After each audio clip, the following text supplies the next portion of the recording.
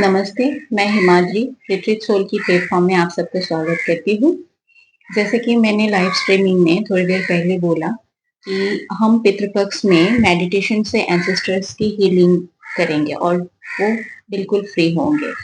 और यहाँ पे क्वेश्चंस ऐसे आ रहे हैं कि एंसेस्टर की हीलिंग क्या होते हैं और हम मेडिटेशन से कैसे कर सकते हैं। हीलिंग कोई अनोखा चीज नहीं है। मैं हमेशा आप लोगों को बोलती आई हूँ कि हीलिंग जो है यूनिवर्स की एनर्जी को हम चैनलाइज करते हैं। आपको उंगली में दर्द है, आपको फीवर है, any kind of health issues के लिए जैसे हम सब हीलिंग करते हैं, वैसे ही हमारे मैनिफेस्टेशंस को फुलफिल करने के लिए भी हम हीलिंग करते हैं। हम अपने करियर को एस्टेब्लिश करने के लिए भी करते हैं, वैसे ही हम अपने एंसेस्टर्स को भी हील करते हैं। जैसे हम सब जानते हैं, हम अपने एंसेस्टर्स के श्राद्ध मनाते हैं, है ना। उन्हें हर साल याद करते हैं उनकी मृत्यु तिथि पे, और वहां पे हम पूजा पाठ करते हैं। पूजा पाठ क्यों करते हैं? पूजा पाठ करने का मकसद क्या है हमारा? यही है ना, उनकी जो सोल है, उनकी जो आत्मा है, उनकी जो एनर्जी है, वो अगर अपने जर्नी में कहीं अटक रहे हैं तो वहां से उनको आगे लिफ्ट किया जाए। पूजा पाठ में हम अपने पुण्य कर्मों को उन्हें तर्पण करते हैं और उनकी जर्नी स्मूथ हो, वो आगे जाए, उसके लिए हम उनके श्राद्ध करते हैं। और पितृपक्ष 15 दिन के होते हैं। ये माना जाता है कि इन दिनों में अगर हमारे एंसेस्टर को हम हील करें, पूजा पाठ से हो या मेडिटेशन की थ्रू हीलिंग से हो या दूसरे हीलिंग मोडालिटीज से हो, तो उन्हें उनकी जर्नी, उनकी जो आत्मा की जर्नी है, आगे की जर्नी में है, उसमें उन्हें हेल्प मिलते हैं। उससे हमें क्या मिलते हैं? हम क्यों करें? वो तो चले गए, हमारे एंसेस्टर थे। पर आज जैसे हम बोलते हैं ना कि भगवान हर किसी के पास एक ही समय में नहीं भी हो तो माँ बाप होते हैं, वैसे ही एंसेस्टर हमारे लिए है। हमारे हर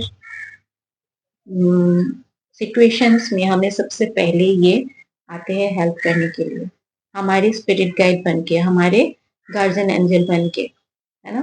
तो इनकी मदद करने से हमें भी ये मदद करते हैं। हमारी लाइफ की हर सिचुएशंस में, हर पड़ाव में ये हमारे साथ रहते हैं। यहाँ पे और एक सवाल आया था, पितृदोष क्या होता है, जैसे कुंडली में बोले जाते हैं। दिस इज ये देखिए, ये एक बहुत बड़ा मतलब सेक्टर है पितृदोष, पर मैं उसे पितृदोष बोलना नहीं चाहती हूँ। मैं ये बोलना चाहती हूँ कि पितृदोष नहीं होते हैं। पितृ आपको दोष देने नहीं आते हैं। अगर हम देखें, कोई भी माँ बाप अपना बच्चा कितना भी खराब हो तो उसे दोष नहीं देते, श्राप नहीं देते, बल्कि उसके लिए दुआ ही करते हैं। पितृ दोष भी नहीं होते हैं, वैसे ही वो हमें दोष नहीं देते हैं। वो हमारे एंसेस्टर है तो हमें कैसे दोष दे सकते हैं? पर हाँ, उन्हें अपने जर्नी में हमारे हेल्प चाहिए तो वो हमारे पास आते हैं, और वो बोल नहीं सकते हैं किसी भी तरीके से। तो ऐसे सिचुएशंस में, ऐसे चीजों में हम फंसते हैं कि हमें उनकी तरफ देखना होता है। हम अपने सिचुएशन से निकलने के लिए उनको हीलिंग करते हैं, उनकी पूजा करते हैं, पाठ करते हैं, ना, तो वो निकल जाते हैं। पर this is a give and take. वो आपको दोष देने नहीं आते, बट वो अपने प्रॉब्लम्स में फंसे हुए हैं तो आपसे हेल्प मांगने आ रहे हैं। और ये भी है कि मेरे तो पूरे परिवार में इतने सारे जन हैं, पितृदोष मुझे ही क्यों है? ऐसा मैंने क्या किया? देखिए, माँ बाप के 3 बच्चे हो ना, तो माँ बाप को पता होता है कि तीनों में से कौन कैसा है, कौन उनको हेल्प कर सकते हैं, कौन उनको। माँ बाप तो सब बच्चे को अपने प्रॉब्लम से निकालते हैं, बट उनको भी पता होता है ना, अगर वो प्रॉब्लम में फंसे तो उनके कौन से बच्चे, बच्चों में से कौन सा बेटा, कौन सा बेटी उनको हेल्प कर सकते हैं। तो एंसिस्टर भी जानते हैं कौन उनको हेल्प कर सकते हैं, किसके पास वो स्ट्रेंथ है जो हेल्प करेंगे। ठीक है, इसीलिए वो आते हैं। ऐसे मत सोचिए कि मेरे पास ही क्यों आए, मैं मुझे ही दोष क्यों लगा एंड ये रेस्पॉन्सिबिलिटी मुझे ही क्यों, because you are the most capable person और वो आपको मजबूत बनाने के लिए आते हैं। हेल्प मांग के आपको दुआ भी देंगे, वो आपको आगे लिफ्ट भी करेंगे।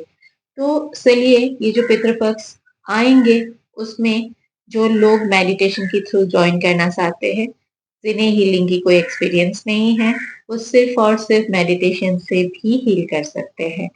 पर हाँ, कई बार ऐसे भी होते हैं कि इनकी इंटेंसिटी एक एक लीनियंस की जो ना हीलिंग की नीड्स बहुत हाई होते हैं।